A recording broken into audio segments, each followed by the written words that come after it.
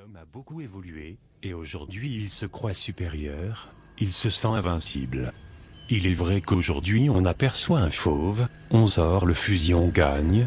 Des bactéries, on sort de la pénicilline on gagne. Enfin bref, on pourrait croire que l'homme a pour seul rival lui-même. Mais nous oublions une menace tapie, inexistante et pourtant bien réelle. L'univers est fait à plus de 75% d'antimatière et de matière noire, et même dans la matière dite réelle notre vision ne nous permet de couvrir que de 300 à 900 nm du spectre de couleurs. Pensez à toutes ces choses invisibles et pourtant bien réelles. Je me suis penché sur ces choses invisibles relevant du réel.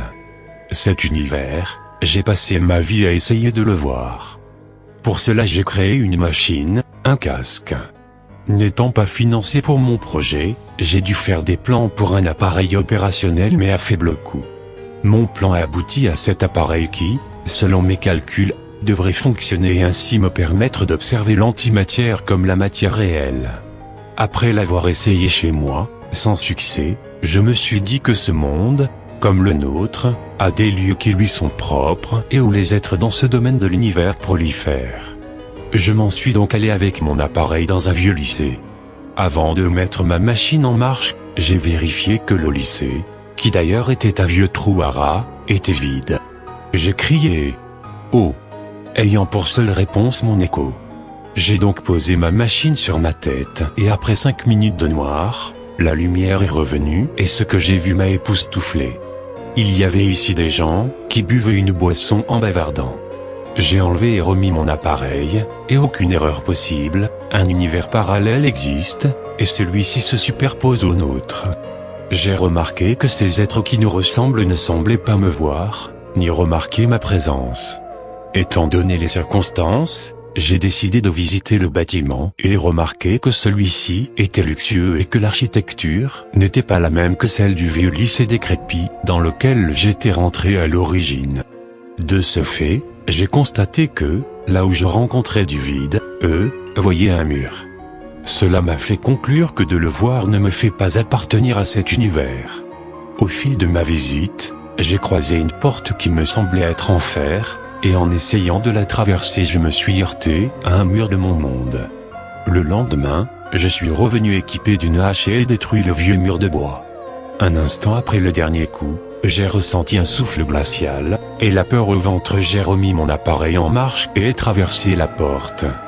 Ce que j'ai vu là était immonde, horrible, un empilement de cadavres, des êtres difformes. Ils étaient une centaine, certains avec 3 bras très longs et d'autres avec 3 têtes et des coups exagérément longs. Il y en avait certains avec 6 jambes et bien d'autres monstres immondes semblables à des assemblages de chair. Ils mangeaient les cadavres et j'imaginais les bruits inhumains qu'ils devaient faire entre 2 démembrements ou giclées de sang.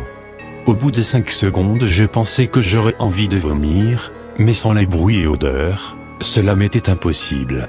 Au lieu de ça, j'étais choqué, terrorisé par ce qui se passait devant moi. J'avais envie de crier mais je ne pouvais pas. Tout ce que j'ai pu faire, c'est courir le plus vite possible. À ce moment-là, les êtres se sont tournés vers moi. J'ai enlevé mon appareil durant ma course et remarqué des traces de pas sanglants se former. J'ai alors compris que ces créatures appartenaient aux 2 mondes. Je suis foutu, ils me retrouveront et je deviendrai un cadavre de plus dans leur montagne. Je suis maintenant chez moi pour vous raconter mon histoire. Avant de mourir, je vais vous expliquer ce que j'ai compris. Ces êtres difformes ont l'air d'appartenir aux 2 mondes, puisqu'ils peuvent interagir dans les 2 univers. Je ne fais que des hypothèses, mais il semble qu'ils attaquent les personnes qui traversent la frontière, la limite entre les 2 mondes, vu qu'ils m'attaquent moi et que je n'en ai pas vu jusqu'à ce que je traverse cette porte. Avec tous ces éléments, je dirais que ces monstres sont des sortes de gardes-frontières. Ils existent entre les 2 mondes et sont là pour éliminer toute personne tentant de la traverser. Les gens qui disparaissent sans explication sont tous les êtres ayant tenté le voyage. Maintenant, ils se font dévorer par ces créatures. J'ai détruit ma machine, pour m'assurer qu'il n'y aurait aucune nouvelle victime par ma faute. Quant à vous, prenez garde car vous pouvez traverser la frontière, à tout moment, et personne ne pourra vous aider.